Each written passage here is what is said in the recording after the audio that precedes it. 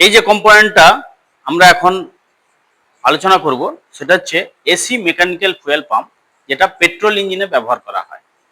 Petrol ইঞ্জিনে AC mechanical fuel পাম্পকে operate করে camshaft. ক্যামশ্যাফটের যে গোল ওভাল টাইপের যে লুপটা রয়েছে তার সাহায্যে এই ফালক্রামটা এভাবে অপারেট করে। এটা এখানে পুরো সিল অবস্থায় করা থাকে স্ক্রু দিয়ে। তো আমাদের স্ক্রুটা খোলা হয়ে আছে। এখানে খোলার সঙ্গে সঙ্গে আমাদের এই টপ কভারে যেটা থাকে সেটা হচ্ছে এরকম স্ক্রু দ্বারা ফসানো থাকে, যেটা আমরা খুলে রেখেছি। এবং এখানে দেখতে পাবো দুখানা ওয়ান ওয়ে ভাল্ব।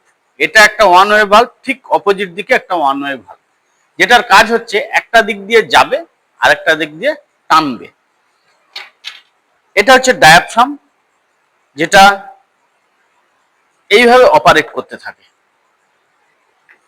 যখনই এটা এইভাবে অপারেট করলো তখনই এর ভেতর একটা শূন্যস্থানের সৃষ্টি হলো, এবং সেই সময় আমাদের টপ কভারে যে ভাল্ব রয়েছে ভাল্ব থেকে এই ওয়ান ওয়ে ভাল্ব থেকে পেট্রোলটা ট্যাঙ্ক থেকে এই ডায়াফ্রামের উপরে আসবে।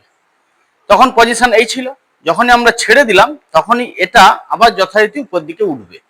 উপর দিকে উঠে গিয়ে কি হবে, যেটা দিয়ে ঢুকছিল সেটা দিয়ে আর যেতে পারবে না, যেহেতু ওয়ান ওয়ে ভাল্ব।